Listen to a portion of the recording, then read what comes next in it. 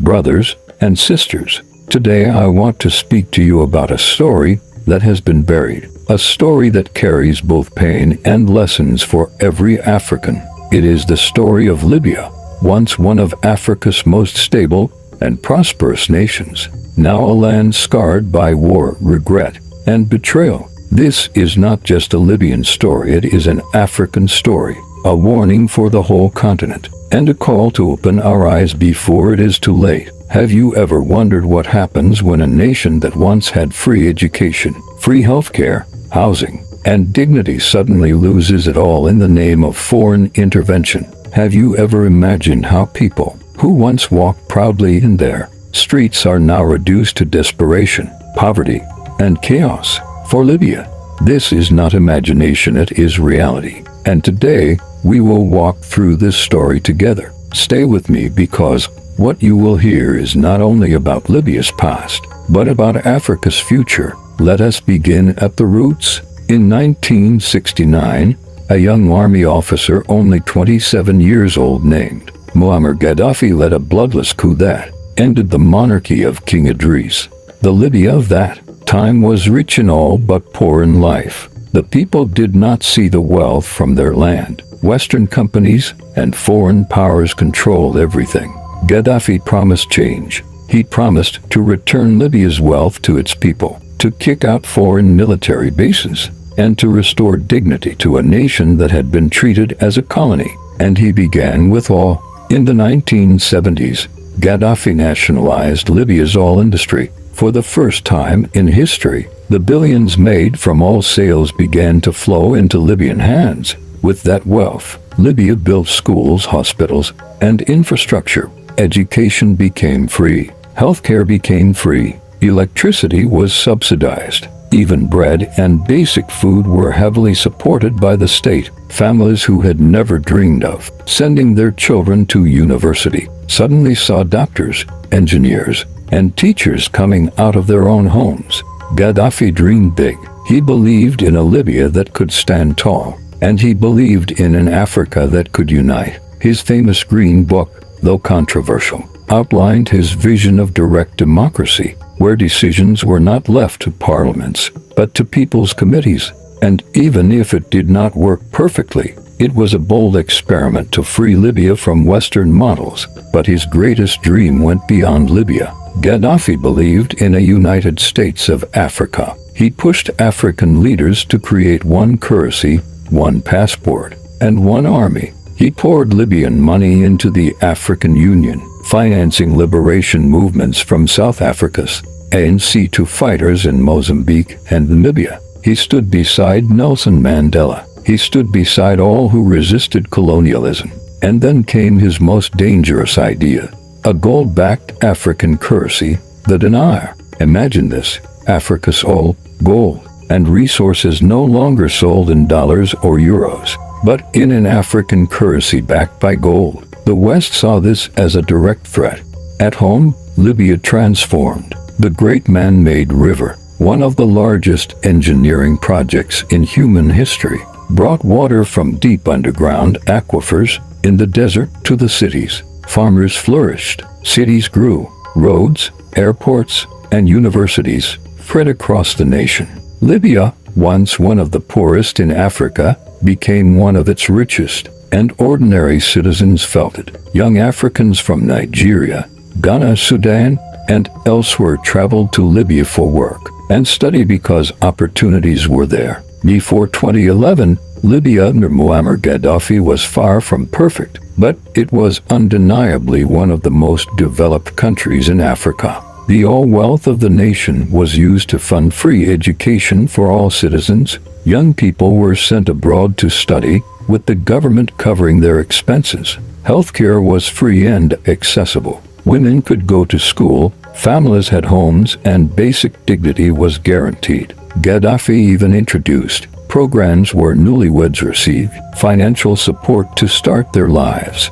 Libya had one of the highest literacy rates in Africa, and thousands of African migrants went there to find work. Above all, Libya was stable. But in 2011, during the so-called Arab Spring, the narrative began to change. Western powers painted Gaddafi as a dictator whose time was up. They claimed that Libya would be better off without him. NATO intervened with military force. Bombs rained down on Libyan cities.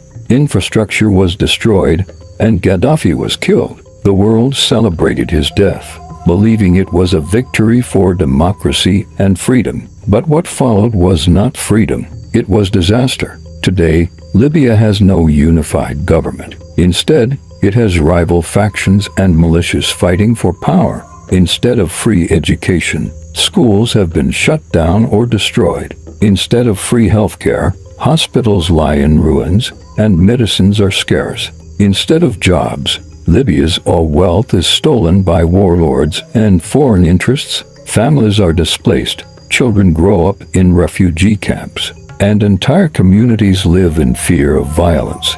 Imagine a mother in Tripoli. Her child is sick, but the hospital near her home was bombed years ago. She has no money to buy medicine, and she knows there is no government to turn to for help. Her child cries through the night, and she can only watch helplessly. Imagine a young boy who should be playing football with his friends, but instead is forced to carry a gun for militia because it is the only way to survive. Imagine an engineer who once worked in the oil fields, providing for his family, now reduced to driving a taxi, struggling to buy bread. This is the Libya that exists today. And the most painful part of the story is the regret. Libyans themselves now openly say they wish Gaddafi had never been removed. They say yes, he was not perfect, but under him, Libya had peace. Libya had dignity. Libya had a future. Today, all of that is gone.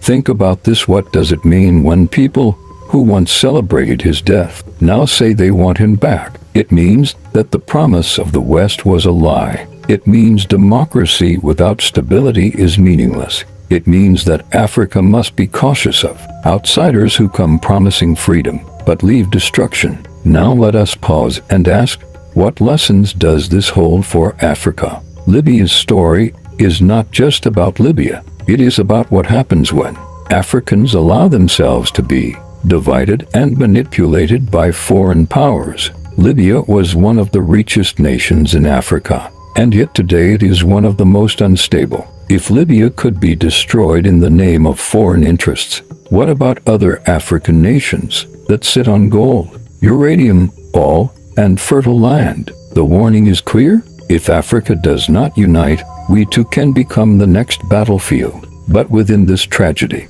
there are stories of resilience. Libyans, despite everything, are trying to rebuild. Communities are coming together to protect their neighborhoods. Civil groups are demanding a single government. Youth are calling for an end to foreign interference. The flame of dignity is not completely extinguished. Let me share with you some of these voices.